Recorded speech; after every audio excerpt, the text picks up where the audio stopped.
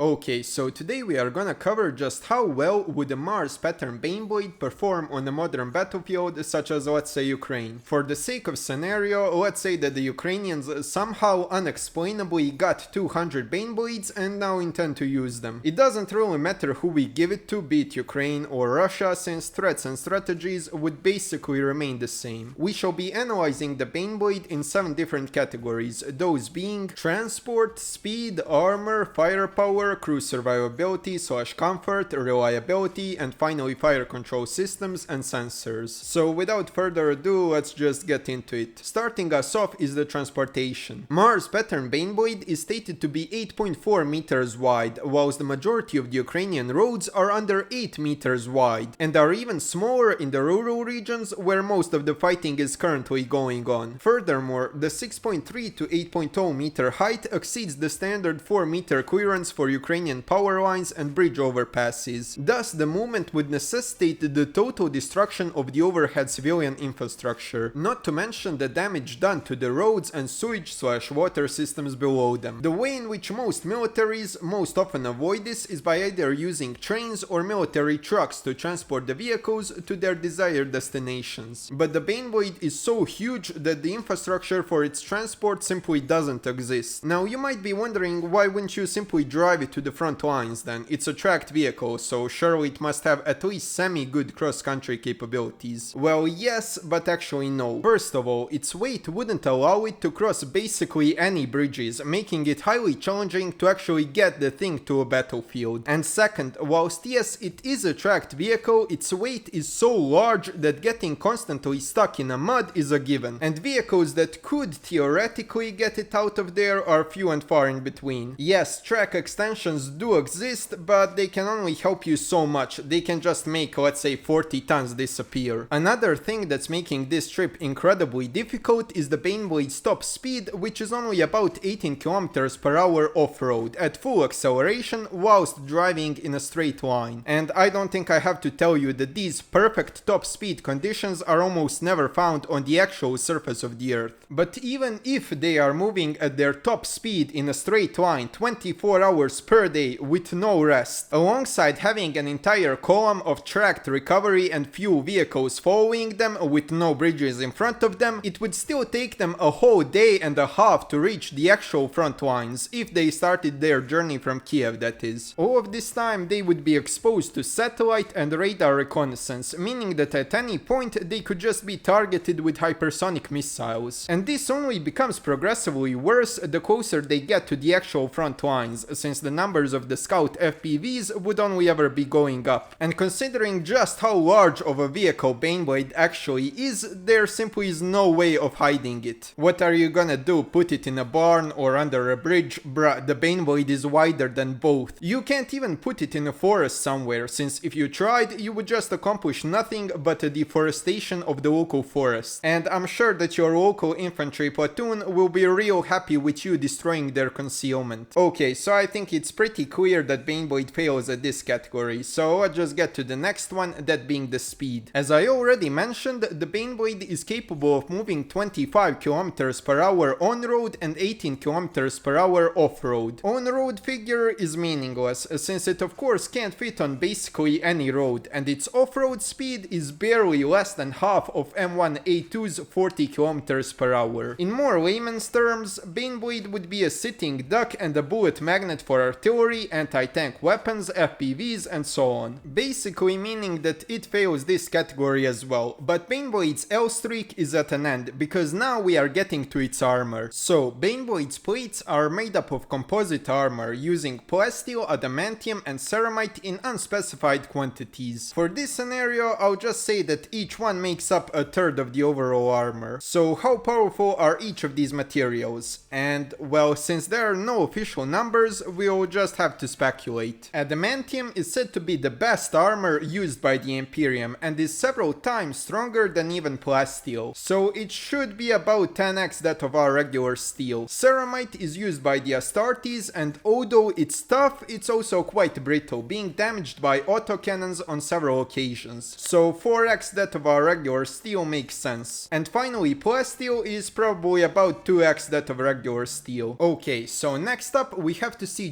just how much armor does the Baneblade have? Well, it ranges from 220 to 180 millimeters, so let's pick 200 as an average for the sake of math. So, using some quick calculations, we get that it should be somewhere around 1060 to 1100 millimeters, which is only slightly above modern MBTs. And of course, this only applies to conventional munitions. I don't know what are the stats for the heat munitions, but due to ceramite and adamantium being a part of the build, I would assume that it should be on par with the modern MBTs, if not slightly more. But with all of that said, Baneblade doesn't play by the same rules as conventional MBTs, because it's not built like a regular tank. In reality, it resembles a battleship far more than it does a tank, with several different fighting, ammunition and living compartments all separated by heavy plasteel doors. In reality, you would need to penetrate and neutralize each of the fighting compartments in order to fully take it out. So I think that it pretty easily clears this category. Okay, on to the next one, which is firepower. It has one battle cannon that's roughly 200 to 250 millimeters and fires rocket-assisted shells. It has one coax used for range estimations and fights against soft-skinned vehicles and infantry. It has one demolisher cannon, which is either 150 to 200 millimeters and is most commonly used against fortifications, but can also be used against infantry. Then it also has two las cannons mounted in sponsons, which are general purpose weapons. And finally, there are three twin-winged heavy bolters for use against infantry. Apparently, it has 22 rounds for its main weapon, 18 for the demolisher, 300 for the autogun, and 4000 for the heavy bolters. Which, if we are being honest, is literally impossible. I mean, just look at the inside, there isn't enough room for even half of those shells. Also, how do they even insert these shells through the breach? The turret ring is not wide enough to accommodate that. Even two-piece munitions wouldn't fit. But even if we excuse that with the Baneblade having some sort of integrated autoloader, the demolisher gun definitely doesn't have one. And as you can clearly see, the ammunition is not stored in the same fighting compartment as the gun is. Meaning that for every shot, some poor soul has to go downstairs and fetch a Sturmtiger-sized shell and lift it up to the fighting compartment, before loading it in the breach and only then being able to fire. Even excluding physical impossibility of manhandling a 350 kilogram shell, by the time the crew member does all of this, the window of opportunity might have already passed by. Sure, you could maybe remedy this by already pre-placing shells in the fighting compartment, but then you are risking a lucky strike blowing up the whole vehicle. I could go on and on about all the tiny complaints and impossibilities of the firepower design, but I don't want this video being 2 hours long, so let's just give the Baneblade a passable grade on the firepower section and move on to the next one. That being the crew survivability